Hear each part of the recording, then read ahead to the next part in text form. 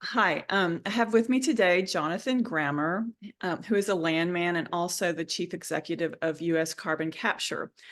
And today we're going to kind of skip around through some various energy topics and also sort of a rematch on the lay of the land like last time. Thanks for being here and talking with me, Jonathan. My pleasure, as always. Yeah, appreciate it. Well, we will jump right in because I know we've got a lot of ground to cover, no pun intended. But so last time we talked and we did this video called The Lay of the Land, and we were talking a lot about the growth in the Texas Triangle area and around Austin as well. Are you still seeing, are you seeing any new dynamics since we last talked? And, I'm wondering how like even interest rates rising and that, just kind of the economic situation, how things are looking in terms of, land value, all that developments. What are you I've seeing? had two interesting encounters slash conversations, and one of them was, and they both somehow find their way back to autonomous energy, I guess, meaning not only just electrical generation, but also water. Mm, One was a conversation regarding the Samsung installation outside Taylor. mhm. And then the other one was just general real estate development north of San Antonio and New Braunfels. And I know where I'm usually introduced as a landman and in the carbon capture space, but we pay attention, as you know, to a lot of developments because they're all connected at some point. Some days we're looking at large ranch tracts and other times commercial real estate development projects just to keep an idea of where the growth is and Mhm. where the infrastructure is lacking or where it's sufficient. But both up in Taylor and near the Milam County area as well, and in Gonzales County and Coal Mountain near Bexar County in San Antonio, it seems to be whether it's commercial or residential, what is the availability of water for the activity that's going to be going on? And have found that whether it's tapping the Edwards or the Trinity for residential development in Central Texas or large industrial installations and even making of concrete for foundations in that area in Taylor. Uh, Water availability all of a sudden seems to be a pretty big component to where and when and how people are going to be doing things in this triangle area that we've talked Mhm. about. Now, I think we may even talk briefly about water last time, but just in the last month, I've actually been in both of those regions, and Mhm. we ended up just talking about transportation and extraction of fresh water from the ground. Mhm. And is this freshwater extraction to do with energy production or just everything, all manner of industrial activity? Well, secondarily, maybe energy production because there is efforts to implement hydrogen production through electrolysis, as there is in the Texas Panhandle as well, where I am now. Right. But primarily, it's just surface use, whether it's for cooking and cleaning and irrigation for new residential neighborhoods that are being built. Hayes County, Dripping Springs has got 60,000 homes platted, but is waiting on a lot of subsurface water issues to move forward.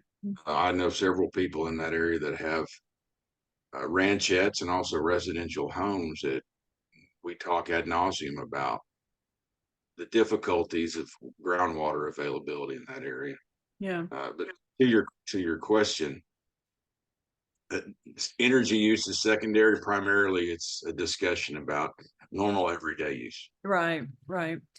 And Yeah. you have to remember what I mean by that is that's the region of the Edwards Aquifer Right. primarily. Maybe the Wilcox to some extent, of the Trinity, which is much deeper.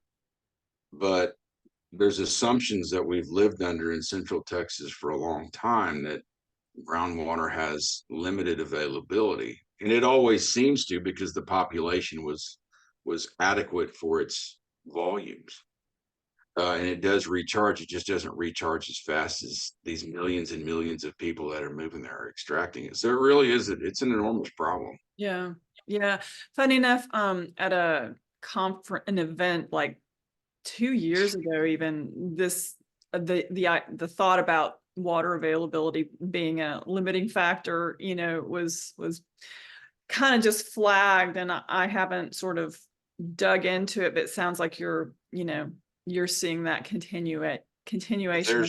There's So, with regards to the growth, and obviously, also in the discussions of late is a lot of AI. AI discussions are everywhere online, sure. on investor platforms everywhere. So in terms of AI, because I know we've talked about this before as well, how do you see its capabilities being used in your practice or in things that you're kind of touching up against? Mm, Or is it hype still? I think and that's a very good question because it's very difficult to separate the two sometimes, not on this subject, but just about on everything, because we pull so much of our information uh, from the internet, where Right. it's heavily influenced by a marketing component from whoever generated it, more so than I think we have in print media in years Yeah. past. Yes. Is this reality or is it hype? And I think it's important that we're always looking for a mixture of the two. Where do the two intersect?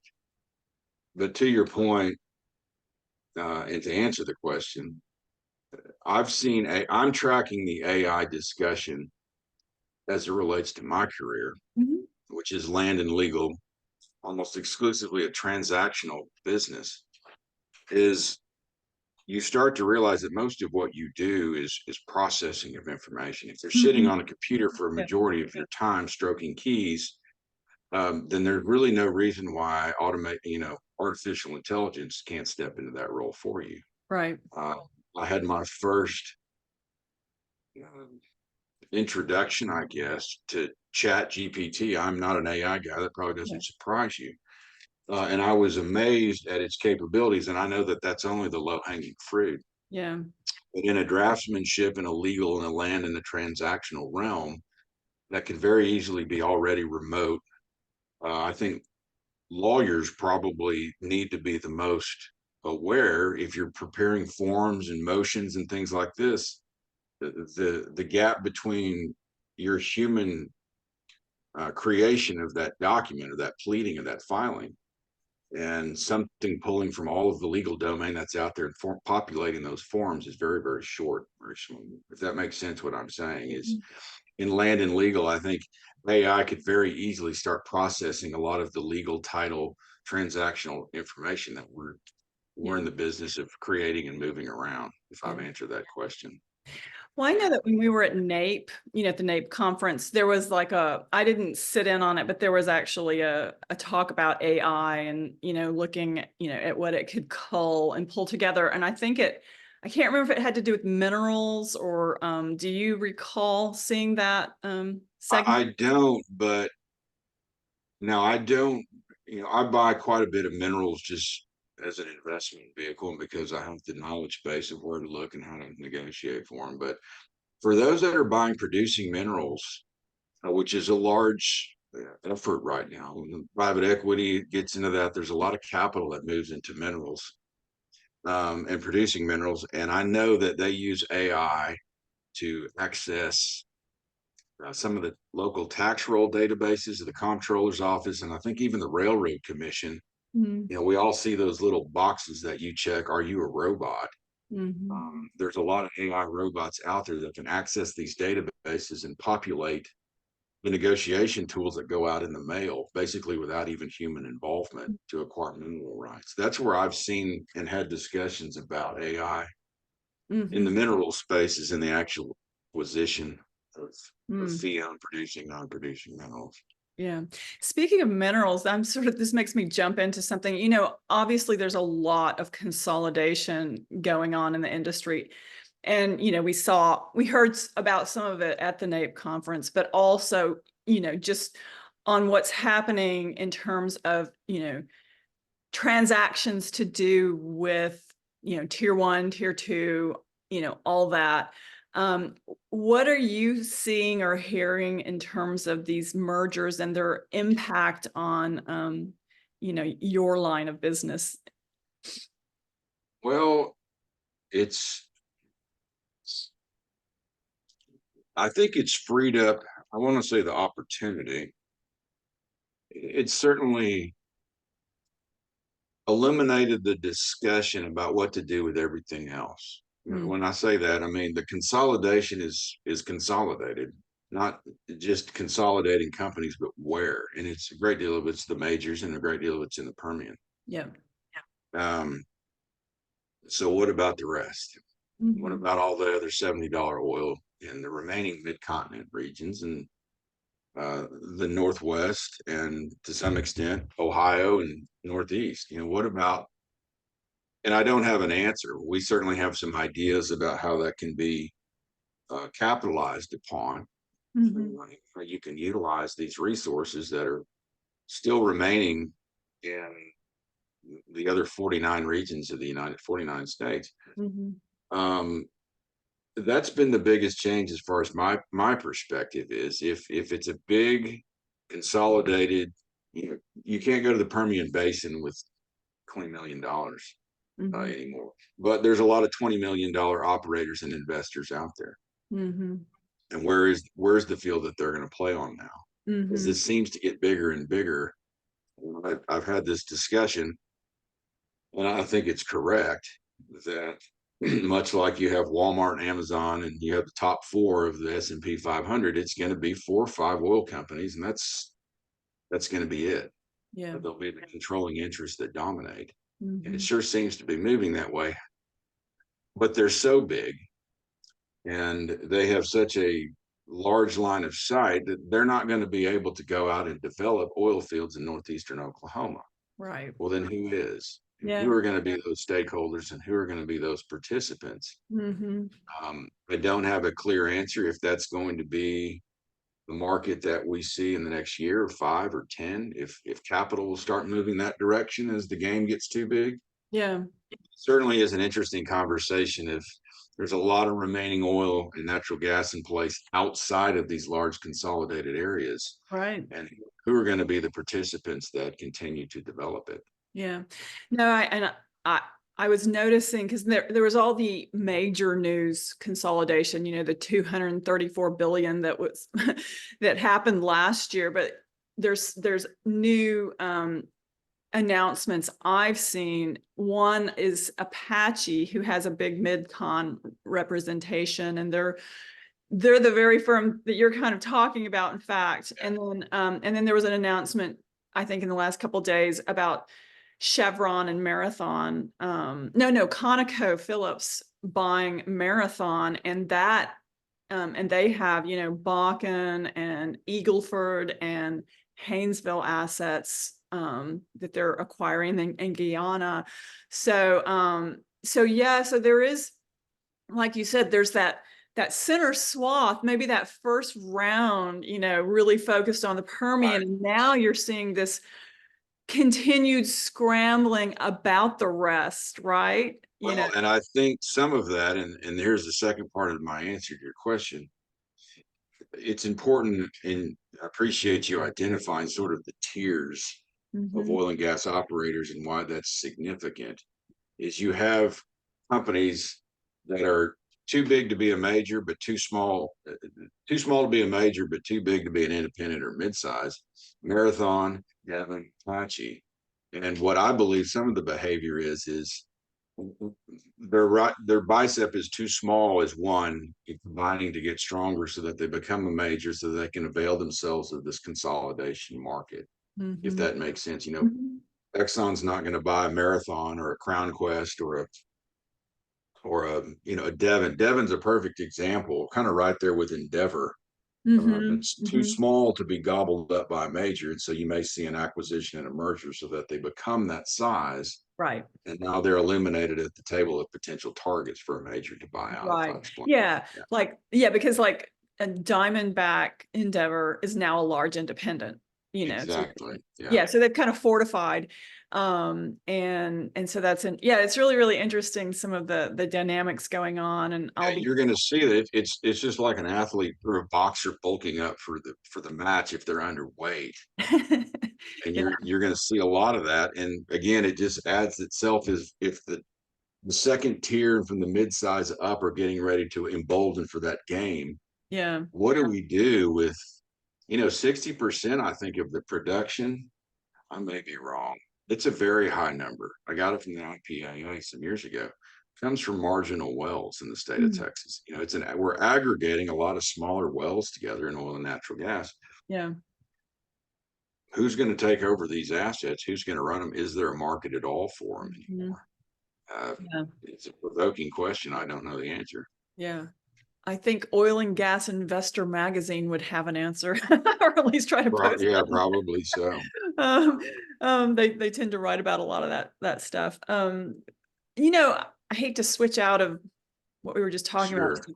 It's the most interesting right now, but what is happening with solar and interconnection queues? And it seems like I'm wondering if because of interest rate rises and projects becoming marginal and solar projects are capital intensive and all this, we've seen this dynamic shifting a little bit. What are you seeing in terms of practicality on the ground with solar development?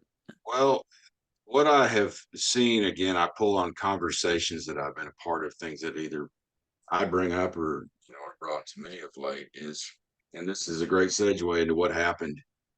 I think honestly in the Texas Panhandle, Dallas, and Houston in this spring, I've is a narrative suggesting that people are interested in, aside from being able to tie into the queue and grid congestion, but um, what I'll call energy autonomy and safety Mm, seems to me of optimum concern. mhm, Just in family members and people that I work around, I bet we've talked twice a week in the last 3 months about what is the potential for off-grid small megawatt solar development mhm, with battery storage. mhm, Where a lot of people think batteries, they think lithium, they think EVs, they think Tesla, and that's where it dies. mhm, I wish there was more intelligent discussion, not advocacy one way or the other, about what is the potential of a large scale battery energy storage system. mhm, I was talking to a real estate agent in South Texas who was interested in what is the potential for fortifying with solar, sort of barn dominiums for people that are kind of moved outside of town and want to get off of the transmission grid because yeah, it fails. right. Whether it's in weather, you know, that's what we've seen. It takes power poles fall down, they get knocked down by trees or weather events like Uri. And Mhm, as I pay attention to just trends in conversation, that keeps coming up. People either I overhear, they ask me directly, what is the potential, the reality, and cost of cutting ourselves off of the grid mhm, and putting standalone power mhm, on our residence or our commercial location or a rural location? Is it possible? How much power can you generate? Can you store it? Can you sell it back to the utility if you don't cut off the grid if you've got surplus power? These intelligent questions. That's been the solar discussion, at least that I've been a part of late. Certainly, as these events keep compromising people's power supply, and I've had family members and business colleagues in both cities that have gone 4 or 5 days without power. I don't know that that's the answer or not, but what is the potential to alleviate the risk of being tied to a grid that's reliability is now in question and has mhm. been for some time? Yeah. No, definitely. We saw that with all the power outages here with the storms, right after the day after Memorial Day. So, you haven't really seen a lot of new like firms trying to do new solar transactions per se, like at the pace there has been. That it was like feverish Yeah, pitch, 2 years ago, once the IRA legislation. And I just wonder if some of that's trailing off a little bit because of money realities, you know. yeah. I couldn't speak, and I certainly haven't seen that. Okay. Um, Okay. that's not Demand. indicative of anything, though. I mean, I have to qualify that. It could, Yeah. it couldn't be. As Yeah. far as my chair here goes, I haven't seen an uptick or a downtick. Yeah. It's the same. about the same as far as that we've been involved in. Yeah. The only thing I have seen, obviously, that has come to it, it's got really slow, is the changing of hands of real estate, both housing and uh, rural property, commercial property. Yeah. I think it's come to almost a screeching halt, and I can only assume that at least maybe after the change of the first of the year, we're looking at, I don't know what the discussion is right now, what people think is coming, but some sort of a drop in the interest rate in 25 Yeah. uh, Yeah. Yeah. to get That's it in. The I would hope that we're moving towards the high fours at some point over the next year. I mean, where we've been has been successful in slowing down the economy, but now I think it's gotten it so slow. yeah. Uh, That people aren't moving. yeah, Don't that people aren't moving, and that's not healthy. yeah, That's not a not making decisions, not wanting to take risk, right? sure. Yeah, one other thing, and we can kind of talk about this briefly a little bit, but we talked about minerals as well, because with the energy transition talk, the conversation flies all over the place. Is it hydrogen? Is it CCS? Right. Yeah. Is That's what it it is. lithium? What is it? And everyone's kind of made little plays, right, as we read in the news. But I'm wondering from your side, I know we talked about, there's been interest in lithium, and apparently, the United States is trying to get some of these supply chains, started up back here. And I'm wondering if how that's moving, and how long that's going to take. It seems like it's going to take a while, especially given like China's dominance already, and battery, all that processing and everything. But yeah. Well, 2 points to start with. One, it's important to frame up a discussion about lithium and the battery appropriately. And again, to go back to my prior comment, I find so many times, and I think it's just because what people want some sort of advocacy discussion that I look at things like a bowling alley. There's a left gutter and there's a right gutter, and I'm trying to keep a ball so Yeah. we knock down the pins. I don't really care, Yeah. who I'm advocating for, and it's more difficult now than I think it ever has been No, to have a truly. non-advocacy based political discussion, certainly with the election coming on. Yeah. But the discussion around lithium and the battery doesn't necessarily need to be a EV discussion, Yeah. or Right. should it? And there's every single human being has a lithium battery in their back pocket right now too. There's a Yeah. lot of other things that are moving towards advancements in batteries besides just Tesla. Right. And if you follow that, and most times the conversation is, well, did you see what the EV market is doing? Yeah. Us batteries and lithium is not viable. That's not a very healthy correlation, because there's an enormous part of the market that's not as cool to talk about, that is pulling an enormous amount of demand for lithium. And Mm. yes, most of it comes from overseas, and we're going to find ourselves in sort of an Eastern version of Saudi Arabian dependency on oil if we're not careful. Is we're going to Right. have two things that are running, one off of hydrocarbons, another off of lithium. We're getting a vast majority of them from foreign sources, Hmm. and that's the real target. Is the sort of energy independence, energy security issue now Hmm. involves our dependency on lithium, which we don't get hardly any of it domestically except Utah. Right. And so, to your point, yeah, there's a lot of internal discussion. We have started looking at it greatly. Hmm. Like so many things that's been brought to us, it wasn't necessarily in our wheelhouse. I'm fascinated with the potential to produce it in the subsurface domestically here from saline reservoirs. Right. The saline reservoirs that we were looking at for carbon storage, when we looked at our well logs and reporting that we got from the water development boards, we started seeing high concentrations of trace lithium. And there's emerging technologies out there. How successful or economic, it's hard to say at this point. Yeah.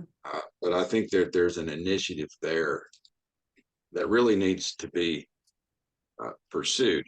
You Hmm. said it's going to take a long time, and it's important to remember, no matter how good your idea is, uh, you also have to be concerned about who the opponents are to it. Yeah. You you can be selling the greatest magic sauce, but you also need to concern yourself with, who's going to want to regulate you out of their turf. Mhm. And so lithium, just like the EV market, is going to have a long fight because of who they're up against, which is the hydrocarbon petroleum combustible driven engine. Yeah. And so I think you're going to see probably all kinds of regulatory hurdles.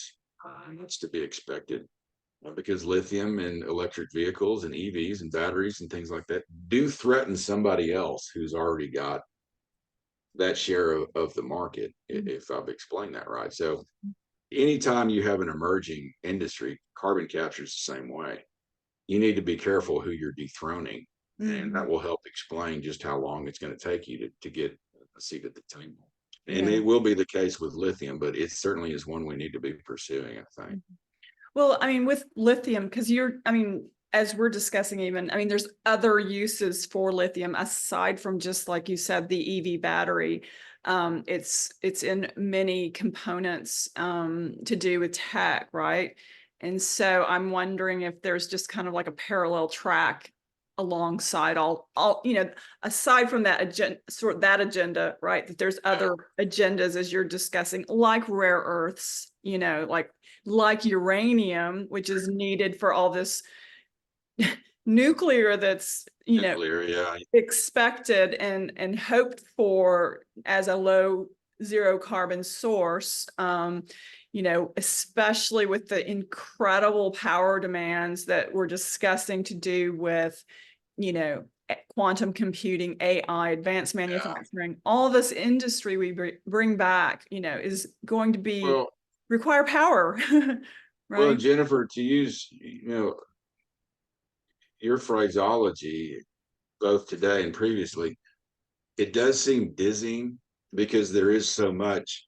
And the reason that there's so much is that what we're really engaged in, and I really do think it's from a security standpoint, Mm-hmm. not just national security, but our own health and safety, is resource efficiency. So Right. if it makes something go with the population explosion that we have and our already existing dependency on foreign sources, which I think is number one, I think it exceeds every political issue in the United States. That's just me.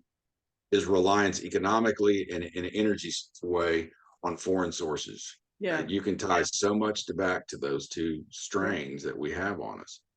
But if we're trying to combat that, then if it makes something go, then we have to be looking into it, Mhm. whether it's lithium or geothermal.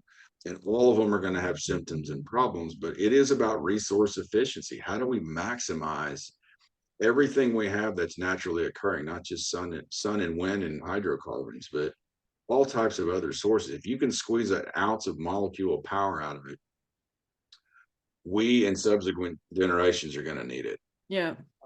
Those Yeah. two reasons: health and safety of the country, and also national security. Yeah. Yeah. So basically we're discussing that energy security trumps all because it's also economic security. It's just general life security. And because of the growth, because of the expectations, because of being an advanced economy, yeah, we have to be efficient with what we have, which is, yeah, the discussions we've been having to do also with like advanced oil recovery, enhanced oil recovery, excuse me, Sure. Yeah. that all has to come together. And I would think in the United States, and especially with all the deep pockets of these oil firms, that would be something that, that we continue to do and leverage, Yeah. Again, not to shift gears off of lithium and EV, but you mentioned it. I would really, I hope and expect and have to assume that you're going to see an emerging enhanced oil recovery regime with respect to carbon management. And yeah. as we've talked about before, I think that's exciting. I think it's going to benefit a lot of people and certainly the country. But before we leave the lithium discussion, I feel like we got off on a Well, yeah, maybe put a pin in the lithium and then we can. yeah. We'll come back to it. Let's explore the lithium component a little bit more if you like. Okay, go ahead. I mean, I don't have any other, I mean, aside Okay. from just, you know, I think it's important just for the audience to remember it.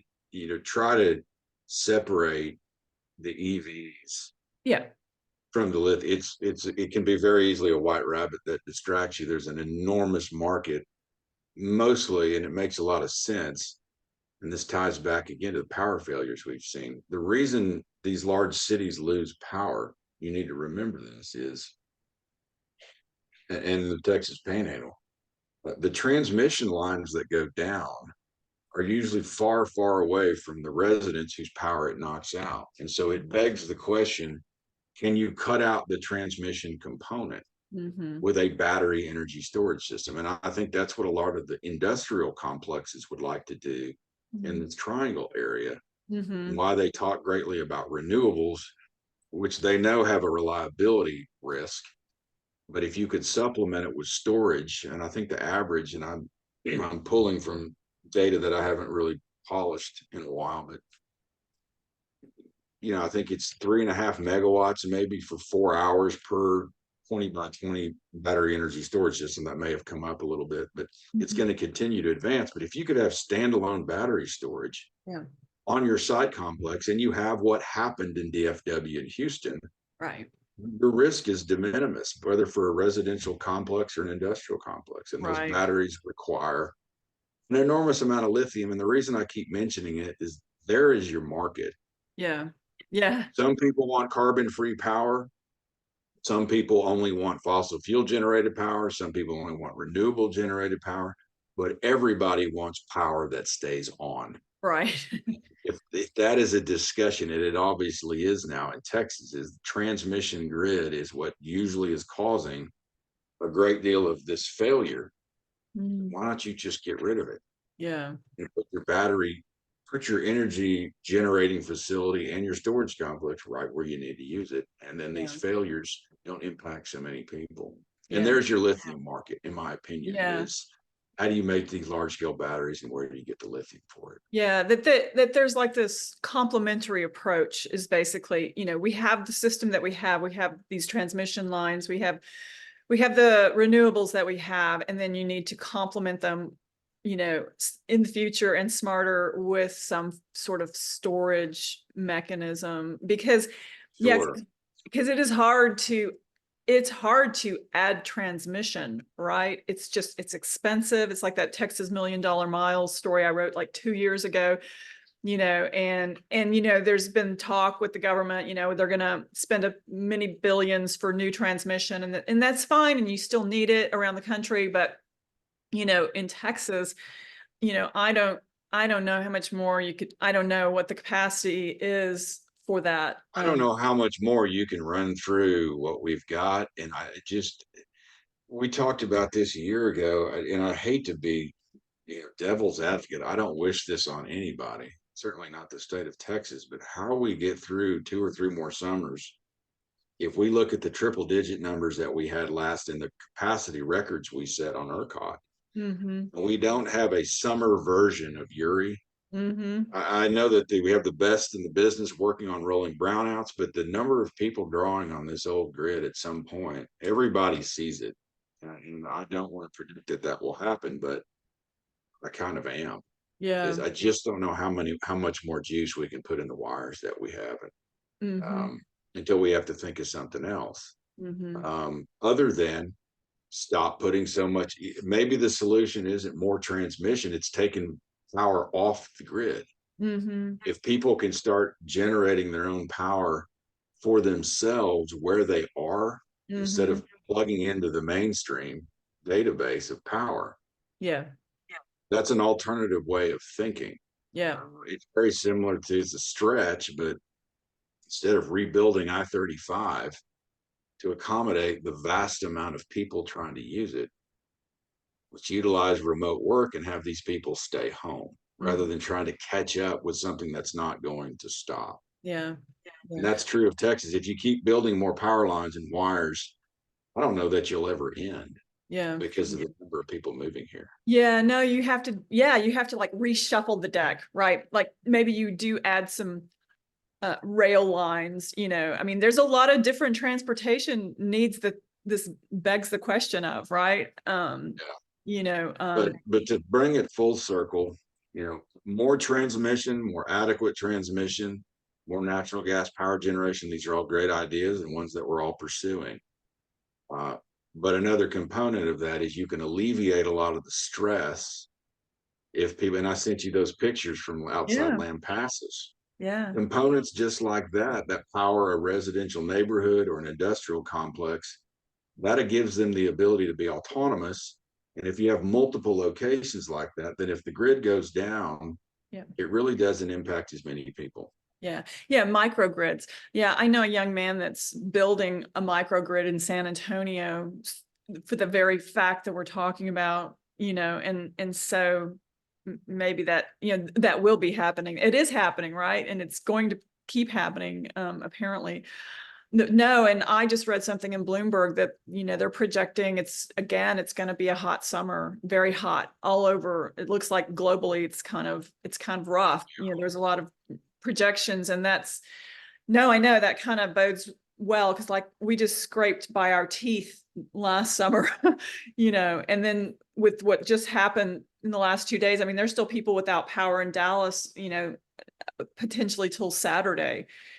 It's kind of a bit shameful. Well, and people need to remember, despite I'm sure political interests have harnessed this as they always do, whether it's wind or solar, coal fire, natural gas, that doesn't alleviate this particular problem. We Mhm. have all four of those energy sources running right now, and yet you still have these two large cities without power. Rather than engaging in the blame game, ask yourself intelligently, why? What Yeah. is it exactly that happened? Well, the wind blew and knocked something over. Well, how do we let's tailor down our argument and our solution there. How do we eliminate that problem? Mhm. Yeah. Well, it's just these are unusual weather patterns, and this doesn't always happen. I don't subscribe to that at all. Is you Yeah. really have got grid failure. That's what it is. Mhm. It has all these chinks in the armor. Is there another way? How do we go around it? How do we Mhm. really solve this?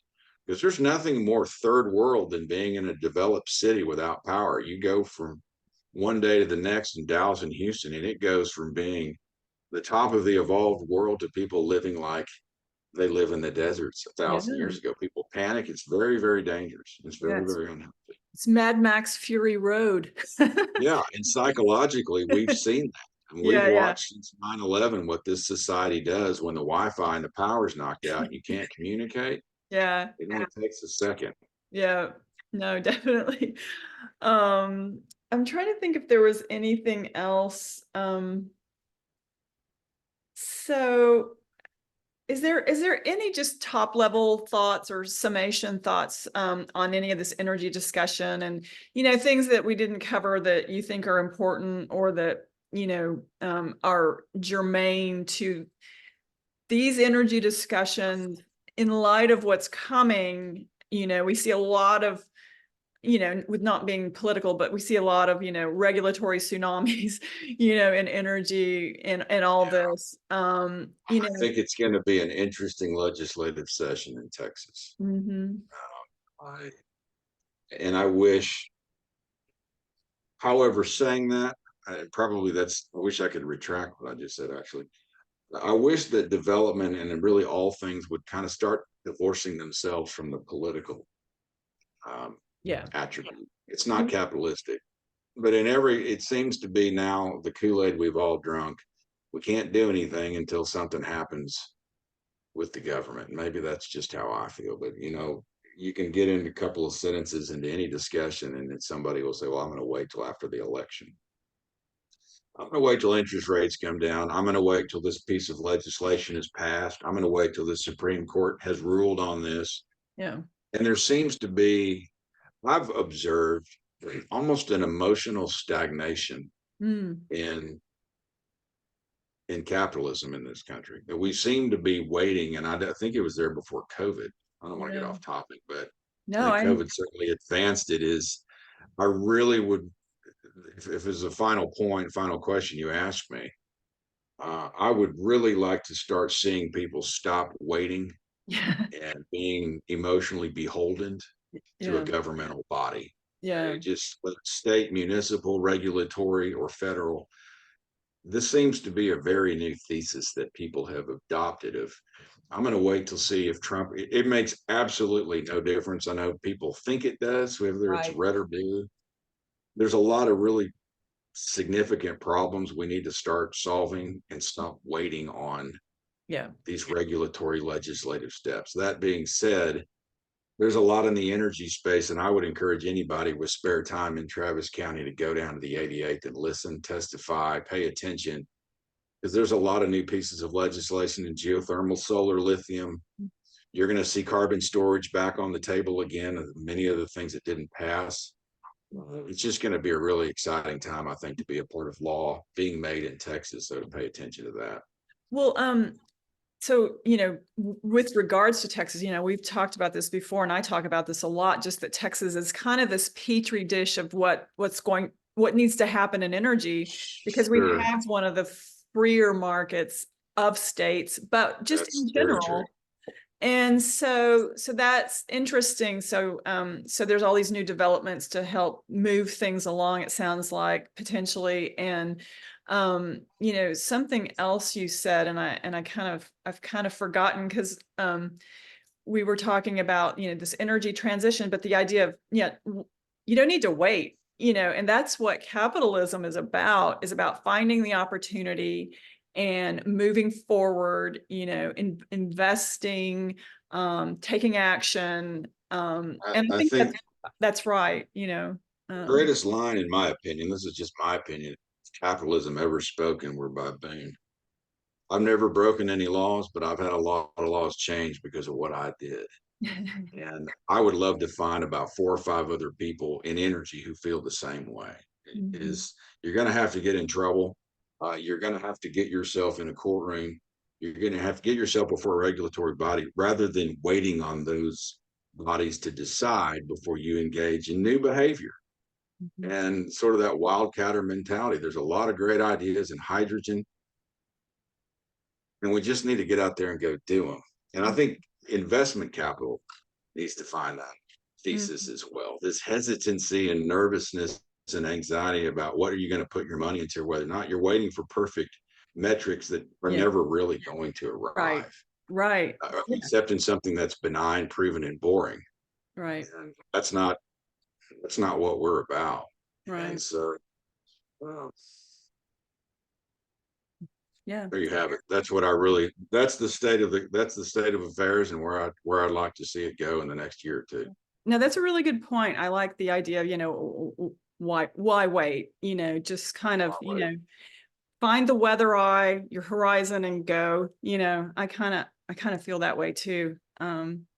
So I hear, what if we wind up in trouble? What if we wind up getting sued? What if we wind up going bankrupt? Well, then if those are your concerns, maybe you need to go play somewhere else. yeah, Um, I'm yeah, just being real. Those are just realities. yeah, Attempting anything new, I compare the energy transition quite frequently to the space program. In fact, I have even on some of our interviews is most of those early stage rockets went over budget, blew up on the launch pad. yeah, But ultimately, we were successful. It just took time and persistence. right. Mhm. No, and I think you're talking about, because you're coming from this business transaction perspective of people waiting. And then from my vantage point with talking to investors, if they're sitting on the sideline, but there's a lot that aren't, because investors have to keep investing because they have to get a return and they have to find where the return is.